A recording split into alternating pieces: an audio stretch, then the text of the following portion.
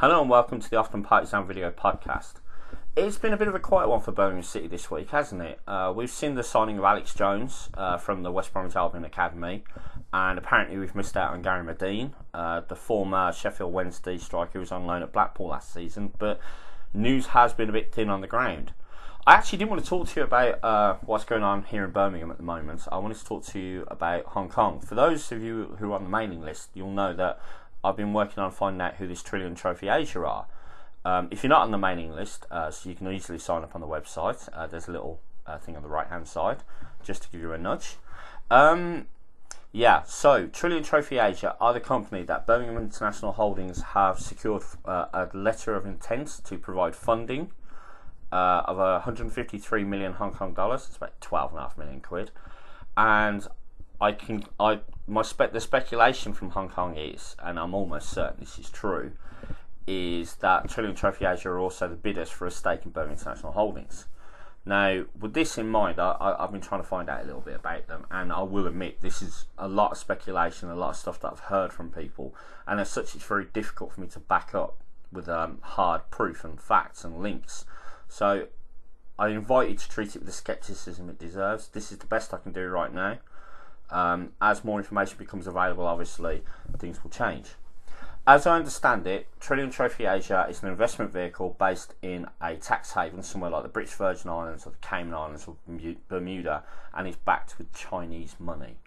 Now, I don't know who as of yet. As of this moment in time, I don't know how much. But I do know that it is Chinese money, and I have heard this morning that it is apparently, allegedly, backed by the Chinese government. The Chinese government have a task force at the moment to improve the quality of football within their country. China has over 1 billion people, yet is ranked below 70 in the world, and apparently they want to change that.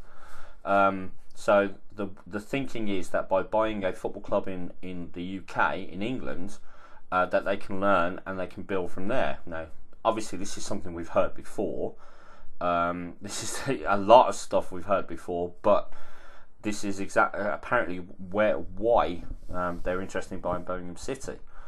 I know I can hear it from here. People going, "Oh, it's just Carson by another name." I'm almost 100% sure this is not Carson, for the simple reason Carson's against it.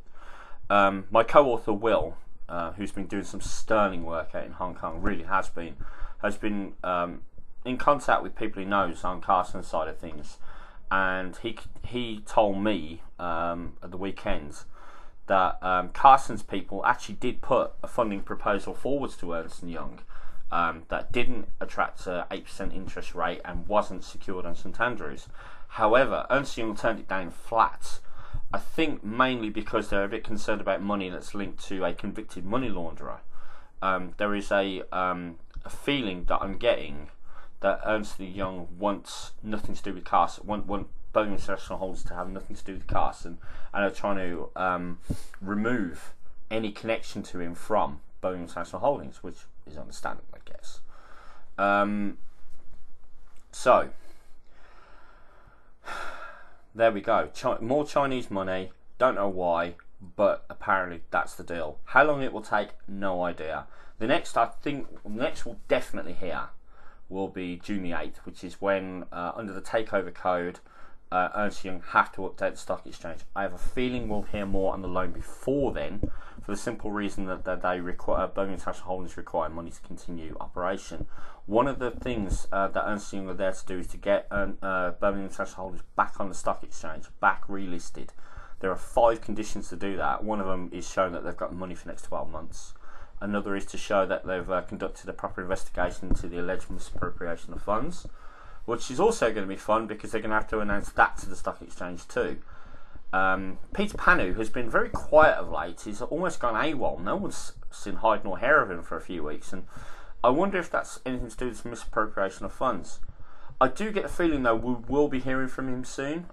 When he goes quiet is normally when it's time to worry, because he's normally planning something, and it wouldn't surprise me at all if he decided to get more litigious about the hurt and distress that was caused to him by his removal as director and the removal of his various salaries that he obtained from Birmingham International Holdings.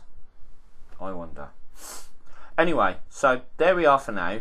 This is going to be the last video podcast for a little while, purely because I'm moving. For those of you who don't know, I'm moving to Katowice in Poland this weekend, and I don't know what the setup's going to be when I get out there, what with regards to internet or anything like that. So yeah, you're going to have to be a little bit more patient with me. Things might be a little bit less frequent while I get settled in, etc, etc, etc. However, you can always email me, almajir@oftenpartisan.co.uk.